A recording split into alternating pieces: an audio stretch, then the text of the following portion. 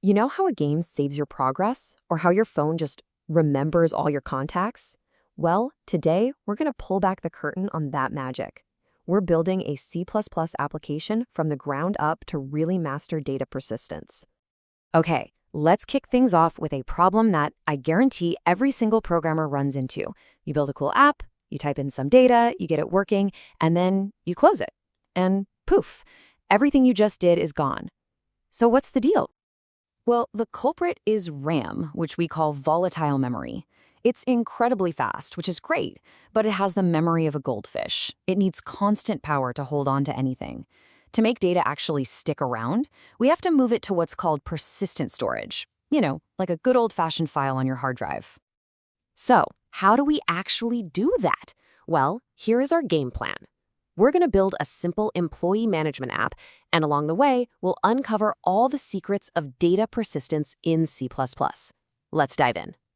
First things first, we need a way to shuttle data between our program and that file. And in C++, the answer is this really elegant and powerful concept called a stream. Seriously, just picture a digital conveyor belt. It's designed to move data, a sequence of bytes, from point A to point B. And the absolute genius of the C++ approach is that it doesn't care if point B is your screen, a file, or even a network connection. The process is exactly the same. And you know what? If you've ever written a basic Hello World program, you've already used streams, probably without even thinking about it. CN is just a stream hooked up to your keyboard, and cout is a stream pointed at your screen. We're just going to learn how to aim them at a file instead. Okay, so we get streams now. Let's see how we can actually redirect them. If cout sends data to the console, how do we tell it to send that same data to a file so it can be saved? Well, that is where file handling comes in. Now, we've got two main options for our employee app. We could use text files, which are great because we can open them up and read them ourselves, or we can use binary files, which are way more compact and efficient for a program to read. For performance, and that's what we're after, we're definitely going to focus on binary. And C++ gives us the perfect toolkit for this. Need to read from a file? You'll use ifstream. Need to write to a file? That's ofstream. And if for some reason you need to do both with the same file, you've got fstream. It's really that simple. And this is where things get really powerful. When we open a file, we can tell the program exactly how we want to treat it. Do we want to completely overwrite it? Do we want to just tack some new data onto the end? Or are we only reading from it? These flags give us incredibly precise control over how our app interacts with the file system. Okay, so we've figured out how to point our streams at a file. We can write simple stuff, text and numbers, no problem, but what about our actual employee data? That's all stored in a complex C++ object. How in the world do we get that into a file? This is a classic C++ hurdle. You can't just dump an object into a file because it's not just a simple chunk of data. It can hold complex things like strings, which under the hood are really just pointers to some other location in memory. Writing that pointer to a file is totally useless. That memory address will be meaningless once the program closes. The solution, and it's a really clever one, is a process called serialization. It's a technique where we basically break our object down into its fundamental parts, its integers, its text, its numbers, and we write them to a stream in a very specific order.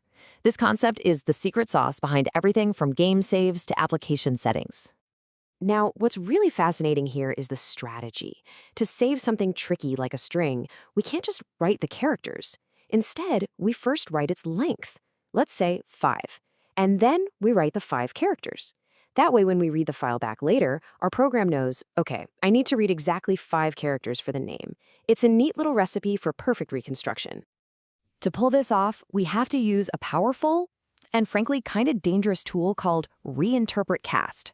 It lets us look at a piece of memory, like where our employee ID is stored, and treat it as just a raw sequence of bytes that we can then write directly to our file.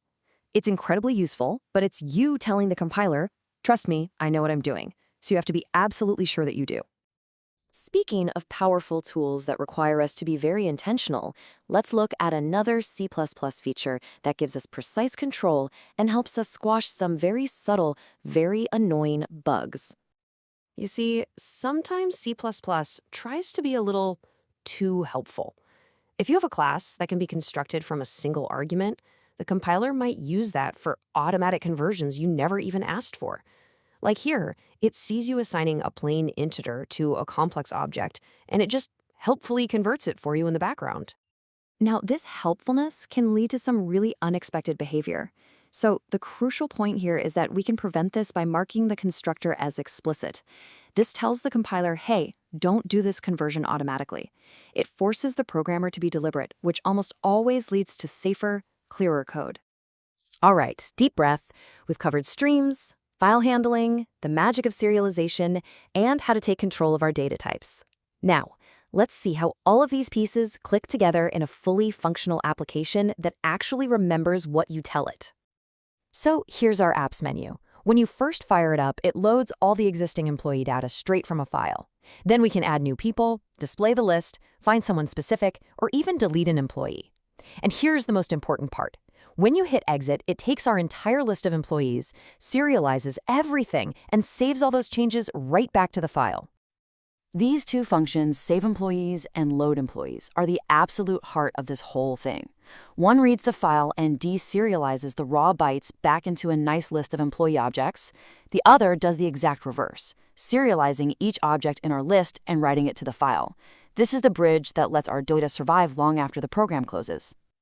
And that really brings us to our final question. I mean, we live in an age of massive databases and cloud storage, right? So why bother with direct file I/O? Well, it's a fundamental skill. It's absolutely essential for things like log files, configuration settings, and simple self-contained apps that don't need a heavy database. It's all about knowing the right tool for the job. And now, the next time you save a game or tweak an app settings, you'll know the magic that's happening behind the scenes.